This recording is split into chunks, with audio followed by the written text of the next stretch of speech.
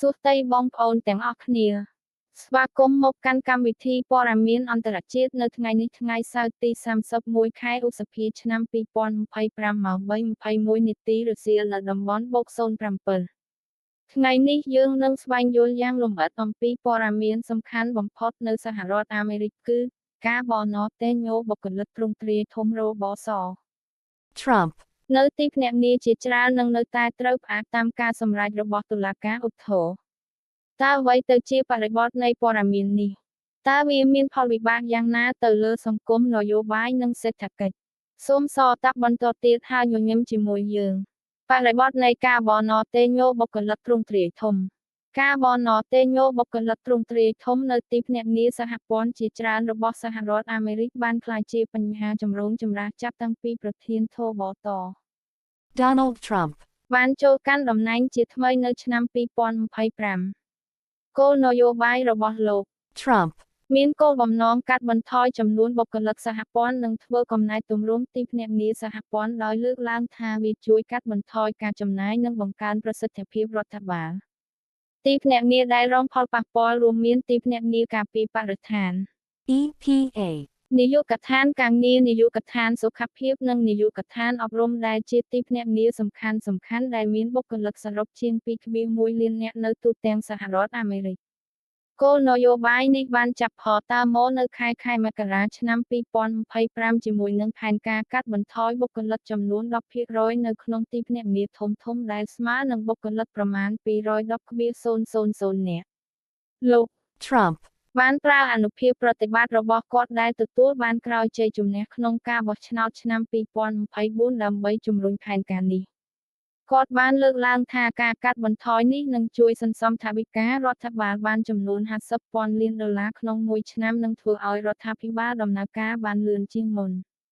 ទោះជាយ៉ាងណាផែនការនេះបានជួបប្រទះនឹងការតវ៉ាយ៉ាងខ្លាំងពីសហជីពបុគ្គលិកសហព័ន្ធអង្គការសង្គមស៊ីវិលនិងគណបក្សប្រជាធិបតេយ្យពួកគេបានបញ្ជាក់ថាការបណតេញោបុគ្គលិកទ្រង់ទ្រាយធំនេះនឹងប៉ះពាល់ដល់សេវាសាធារណៈសំខាន់ៗដូចជាការគ្រប់គ្រងបរិស្ថានការការពារសិទ្ធិកម្មករនិងការផុសតលសេវាសុខភាពឧទាហរណ៍នៅទីភ្នាក់ងារការពារបរិស្ថាន EPA ការកាត់បន្ថយបុគ្គលិកអាចជាប់ណតឡាក់ឲ្យការត្រួតពិនិត្យគុណភាពទឹកនិងខ្យល់ធ្លាក់ចុះដែលអាចបង្កហានិភ័យដល់សុខភាពសាធារណៈព័ត៌មានថ្មីការសម្រេចរបស់តុលាការឧទ្ធរណ៍នៅថ្ងៃទី31ខែឧសភាឆ្នាំ2025តុលាការឧទ្ធរណ៍បានសម្រេចថាការបណតេញោបុគ្គលិកទ្រង់ទ្រាយធំរបស់រដ្ឋបាល Trump នៅទីភ្នាក់ងារជាច្រើននឹងនៅតែត្រូវផ្អាកខណៈដែលបញ្ហាផ្លូវច្បាប់កំពុងបន្តដោះស្រាយការសម្រេចនេះបានបន្តការហាមឃាត់ពីមុនដោយរារាំងលោក Trumpមិនឲ្យបន្តផែនការកាត់បន្ថយបុគ្គលិកនិងរៀបចំរចនាសម្ព័ន្ធទីភ្នាក់ងារឡើងវិញការសម្រេចនេះបានកើតឡើងបន្ទាប់ពីសហជីពបុគ្គលិកសហព័ន្ធដូចជាសហព័ន្ធបុគ្គលិកសហព័ន្ធអាមេរិក AFGE និងគណបក្សប្រជាធិបតេយ្យបានបកតឹងផតឡូដោយចោទថាគោលនយោបាយនេះខុសច្បាប់និងបំពានលើសិទ្ធិបុគ្គលិកដែលត្រូវបានការពារដោយច្បាប់ការងារសហព័ន្ធឆ្នាំ1978តុលាការបានយល់ឃើញថាការបណតេញោនេះខ្វះមូលដ្ឋានផ្លូវច្បាប់ច្បាស់លាស់ហើយការិយាល័យគ្រប់គ្រងបុគ្គលិក OPM មិនមានអំណាចគ្រប់គ្រាន់ក្នុងការអនុវត្តការបណតេញោទ្រង់ទ្រាយធំនៅទូទាំងទីភ្នាក់ងារផ្សេងៗដោយគ្មានការអនុម័តពីសភាទេលើសពីនេះតុលាការបានចាត់ទុកថាការបណតេញោនេះអាចបង្កផលប៉ះពាល់ធ្ងន់ធ្ងរដល់សេវាសាធារណៈដែលជាហេតុផលមួយទៀតសម្រាប់ការផ្អាកផែនការនេះមូលហេតុនៃការបណតេញោបុគ្គលិកនិងការតវ៉ាគោលនយោបាយបណតេញោបុគ្គលិករបស់លោក Trump ត្រូវបានជំរុញដោយគំនិតចង់កាត់បន្ថយរដ្ឋចូលរ Deep State ដែលគាត់ជឿថាជាក្រុមបុគ្គលិកសហព័ន្ធដែលប្រឆាំងនឹងរបៀបវារៈរបស់គាត់លោក Trump បានអះអាងថាបុគ្គលិកទាំងនេះជាពិសេសនៅទីភ្នាក់ងារដូចជា EPA និងនាយកដ្ឋានសុខភាពគឺជាឧបសគ្គចំពោះការអនុវត្តគោលនយោបាយរបស់គាត់ដែលផុសតលើការកាត់បន្ថយបទប្បញ្ញត្តិនិងជំរុញសេដ្ឋកិច្ចគាត់បានលើកឡើងថាការបណតេញោនឹងជួយឲ្យរដ្ឋបាលរបស់គាត់ដំណើរការបានរលូនជាងមុននិងកាត់បន្ថយការចំណាយដែលមិនចាំបាច់ទោះជាយ៉ាងណាសហជីពបុគ្គលិកសហព័ន្ធដូចជា AFGE បានតវ៉ាថាការបោះណតេញ៉ូនេះគ្មានហេតុផលច្បាស់លាស់និងបំពានលើសិទ្ធិការងារដែលបានការពារដោយច្បាប់ ពួកគេបានចង្អុលបង្ហាញថាការកាត់បន្ថយបុគ្គលិកនឹងប៉ះពាល់ដល់សេវាសាធារណៈជាច្រើនដែលប្រជាជនអាមេរិកពឹងផ្អែក ឧទាហរណ៍នោះ EPA ការកាត់បន្ថយបុគ្គលិកអាចនាំឲ្យការត្រួតពិនិត្យការបំពុលខ្យល់និងទឹកធ្លាក់ចុះដែលអាចបង្កឲ្យមានការកើនឡើងនៃជំងឺផ្លូវដង្ហើមនិងបញ្ហាសុខភាពផ្សេងទៀត នៅនាយកដ្ឋានការងារការកាត់បន្ថយអាចប៉ះពាល់ដល់កម្មវិធីជួយគាំទ្រអ្នកគ្មានការងារធ្វើនិងការការពារសិទ្ធិកម្មករ ព្រឹត្តិការណ៍សំខាន់ៗនៅក្នុងដំណើរការផ្លូវច្បាប់ ដំណើរការផ្លូវច្បាប់ទាក់ទងនឹងការបោះណតេញ៉ូបុគ្គលិកនេះបានចាប់ផ្តើមមកនៅខែមករាឆ្នាំ 2025 នៅពេលដែលរដ្ឋបាល Trump បានបោះណតេញ៉ូបុគ្គលិកចំនួន 5,000 នាក់នៅ EPA និង 3,000 នាក់នៅនាយកដ្ឋានការងារ ការបោះណតេញ៉ូនេះបានជួបប្រទះនឹងការតវ៉ាភ្លាមៗពីសហជីពដែលបានបោះតឹងទៅតុលាការសហព័ន្ធ នៅខែកុម្ភៈឆ្នាំ 2025 ចៅក្រមសហព័ន្ធម្នាក់នៅទីក្រុង Washington DC បានចេញដីកាហាមឃាត់ដំបូងដោយបញ្ជាក់ថាការិយាល័យគ្រប់គ្រងបុគ្គលិក OPM គ្មានសិទ្ធិអំណាចក្នុងការបោះណតេញ៉ូបុគ្គលិកនៅទីភ្នាក់ងារផ្សេងទៀតដោយគ្មានការអនុម័តពីសភា ទោះជាយ៉ាងណានៅខែមេសាឆ្នាំ 2025 តុលាការឧទ្ធរបានបដិសេធដីកាហាមឃាត់នេះដោយអនុញ្ញាតឲ្យការបោះណតេញ៉ូបន្តទៅមុខ បន្ទាប់មកនៅថ្ងៃទី 23 ខែឧសភាឆ្នាំ 2025 ចៅក្រមសហព័ន្ធម្នាក់ទៀតបានចេញដីកាហាមឃាត់ថ្មីដែលផ្អាកទាំងការកាត់បន្ថយកម្លាំងបុគ្គលិកនិងការរៀបចំរចនាសម្ព័ន្ធឡើងវិញនៃសាខាប្រតិបត្តិ ហើយនៅថ្ងៃទី 31 ខែឧសភាឆ្នាំ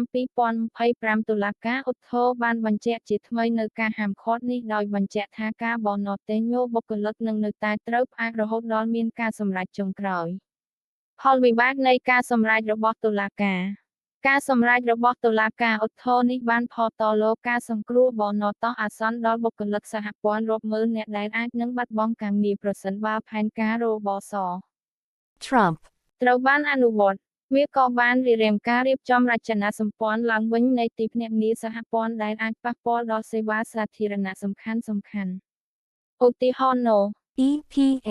ការផ្អាកនេះអាចជួយរក្សាកម្មវិធីត្រួតពិនិត្យគុណភាពខ្យល់ដែលបានការពារសហគមន៍ជាច្រើនពីការបំពុលឧស្សាហកម្ម ទោះជាយ៉ាងណាការសម្រេចនេះបានបង្កឲ្យមានការខកចិត្តក្នុងចំណោមអ្នកគាំទ្រលោក Trump ដែលជឿថាការកាត់បន្ថយបុគ្គលិកនឹងជួយសន្សំថវិការដ្ឋបាលនិងធ្វើឲ្យរដ្ឋាភិបាលមានប្រសិទ្ធភាពជាងមុន អ្នកគាំទ្រទាំងនេះបានចាត់ទុកថាបុគ្គលិកសហព័ន្ធជាច្រើនមានភាពប្រឆាំងនឹងគោលនយោបាយរបស Trump ហើយការបោះណតេញ៉ូនេះជាវិធីមួយដើម្បីសម្អាតឧបសគ្គទាំងនេះ ផលប៉ះពាល់យូរអង្វរឡូ ប្រសិនបើបញ្ហាផ្លូវច្បាប់នេះបន្តអូសបន្លាយវាអាចប៉ះពាល់ដល់សមត្ថភាពរបស់រដ្ឋបាល Trump ក្នុងការអនុវត្តគោលនយោបាយរបស់ខ្លួនជាពិសេសនៅក្នុងវិស័យដែលទាមទារការគាំទ្រពីទីភ្នាក់ងារសហព័ន្ធ ឧទាហរណ៍ការពន្យាពេលណូ EPA អាចប៉ះពាល់ដល់គម្រោងដកច្បាប់បរិស្ថានរបស Trump ដែលគាត់បានសន្យាក្នុងយុទ្ធនាការបោះឆ្នោត លើសពីនេះការសម្រេចនេះអាចបង្កើតភាពមិនច្បាស់លាស់សម្រាប់បុគ្គលិកសហព័ន្ធដែលអាចនាំឲ្យមានការធ្លាក់ចុះនៃសីលធម៌ការងារនិងផលិតភាព បុគ្គលិកជាច្រើនអាចនឹងមានអារម្មណ៍ថាមិនមានសុវត្ថិភាពក្នុងការងាររបស់ពួកគេដែលអាចជំរុញឲ្យពួកគេស្វែងរកការងារផ្សេងនៅវិស័យឯកជន ការសម្រេចនេះក៏អាចជំរុញឲ្យមានការពិភាក្សាថ្មីអំពីសិទ្ធិបុគ្គលិកនិងអំណាចប្រតិបត្តិនៅសហរដ្ឋអាមេរិក វាអាចនាំឲ្យមានការកែទម្រង់ច្បាប់ការងារសហព័ន្ធឬការបង្កើតច្បាប់ថ្មីដើម្បីការពារបុគ្គលិកសហព័ន្ធពីការបោះណតេញ៉ូដោយគ្មានហេតុផលសមហេតុសមផល ការវិភាគសង្គមនិងនយោបាយ សង្គមអាមេរិកកំពុងបែកបាក់លើបញ្ហានេះ អ្នកគាំទ្រលោក Trump ជឿថាការបោះណតេញ៉ូបុគ្គលិកនេះជាការចាំបាច់សម្រាប់ការកែទម្រង់រដ្ឋបាលនិងកាត់បន្ថយការចំណាយដែលមិនចាំបាច់ ពួកគេជឿថាបុគ្គលិកសហព័ន្ធជាច្រើនមានភាពប្រឆាំងនឹងគោលនយោបាយរបស Trump ហើយការបោះណតេញ៉ូនេះជាវិធីមួយដើម្បីធ្វើឲ្យរដ្ឋាភិបាលស្របតាមចក្ខុវិស័យរបស់គាត់ ទោះជាយ៉ាងណាអ្នកប្រឆាំងដែលរួមមានសហជីពនិងគណបក្សប្រជាធិបតេយ្យបានចាត់ទុកថាការបោះណតេញ៉ូនេះជាការវាយប្រហារលើសិទ្ធិបុគ្គលិកនិងសេវាសាធារណៈ ពួកគេបានបញ្ជាក់ថាបុគ្គលិកសហព័ន្ធគឺជាឆ្អឹងខ្នងនៃសេវាសាធារណៈហើយការកាត់បន្ថយកម្លាំងបុគ្គលិកនឹងប៉ះពាល់ដល់ជីវភាពរបស់ប្រជាជនអាមេរិកជាពិសេសសហគមន៍ដែលងាយរងគ្រោះ នៅក្នុងបរិបទនយោបាយការសម្រេចរបស់តុលាការនេះបានបង្កើនភាពតានតឹងរវាងគណបក្សសាធារណរដ្ឋនិងគណបក្សប្រជាធិបតេយ្យគណបក្សប្រជាធិបតេយ្យបានប្រើបញ្ហានេះជាឧបករណ៍មួយដើម្បីប្រឆាំងនឹងរដ្ឋបាល Trump ដោយចោទថាគោលនយោបាយរបស់គាត់ផតលើអាទិភាពដល់ផលប្រយោជន៍នយោបាយជាជាងសេចក្តីត្រូវការរបស់ប្រជាជននៅផ្នែកម្ខាងទៀតគណបក្សសាធារណរដ្ឋបានចាត់ទុកការសម្រេចរបស់តុលាការថាជាឧបសគ្គមួយចំពោះការកែទម្រង់រដ្ឋបាលដែលពួកគេជឿថាចាំបាច់សម្រាប់ការអភិវឌ្ឍសេដ្ឋកិច្ចការវិភាគសេដ្ឋកិច្ចនិងផលប៉ះពាល់លើការងារការផ្អាកការបរណតេញោបុគ្គលិកនេះមានផលប៉ះពាល់ផ្នែកសេដ្ឋកិច្ចយ៉ាងសំខាន់ប្រសិនបើការបរណតេញោបុគ្គលិកត្រូវបានអនុវត្តវាអាចនាំឲ្យមានការបាត់បង់ការងារចំនួន210,000ដែលនឹងប៉ះពាល់ដល់អត្រាគ្មានការងារធ្វើនៅសហរដ្ឋអាមេរិកយោងតាមការប៉ាន់ប្រមាណបុគ្គលិកសហព័ន្ធទាំងនេះរួមចំណែកដល់សេដ្ឋកិច្ចជាតិប្រមាណ150,000 លានដុល្លារក្នុងមួយឆ្នាំតាមរយៈការចំណាយរបស់ពួកគេនៅក្នុងសហគមន៍មូលដ្ឋានការបាត់បង់ការងារទ្រង់ទ្រាយធំនេះអាចប៉ះពាល់ដល់សេដ្ឋកិច្ចមូលដ្ឋានជាពិសេសនៅរដ្ឋដែលមានចំនួនបុគ្គលិកសហព័ន្ធច្រើនដូចជារដ្ឋ Maryland និង Virginia ដែលជាទីតាំងនៃទស្សនការសហព័ន្ធជាច្រើនការធ្លាក់ចុះនៃការចំណាយរបស់បុគ្គលិកទាំងនេះអាចនាំឲ្យមានការថយចុះនៃសកម្មភាពអាជីវកម្មមូលដ្ឋានដូចជាហាងលក់គ្រឿងទេសភោជនីយដ្ឋាននិងសេវាកម្មផ្សេងៗទោះជាយ៉ាងណាការផ្អាកការបរណតេញោនេះក៏អាចមានផលប៉ះពាល់អវិជ្ជមានមួយចំនួនអ្នកគាំទ្រលោក Trump បានបញ្ជាក់ថាការកាត់បន្ថយបុគ្គលិកនឹងជួយសន្សំថវិការដ្ឋបាលដែលអាចត្រូវបានប្រើប្រាស់សម្រាប់គម្រោងអភិវឌ្ឍន៍ដូចជាការកាត់បន្ថយពន្ធឬការវិនិយោគលើហេដ្ឋារចនាសម្ព័ន្ធការផ្អាកនេះអាចធ្វើឲ្យគម្រោងទាំងនេះពន្យាពេលដែលអាចប៉ះពាល់ដល់កំណើនសេដ្ឋកិច្ចរយៈពេលវែងទស្សនៈផ្សេងៗលើបញ្ហានេះបានបង្កឲ្យមានទស្សនៈផ្សេងៗក្នុងចំណោមអ្នកជំនាញនិងសាធារណជនអ្នកវិភាគនយោបាយមួយចំនួនជឿថាការបរណតេញោបុគ្គលិកទ្រង់ទ្រាយធំនេះគឺជាផ្នែកមួយនៃយុទ្ធសាស្ត្ររបស Trump ដើម្បីបង្កើនការគាំទ្រពីអ្នកបោះឆ្នោតអភិរក្សនិយមដែលជឿថារដ្ឋាភិបាលសហព័ន្ធមានទំហំធំពេកនិងគ្មានប្រសិទ្ធភាព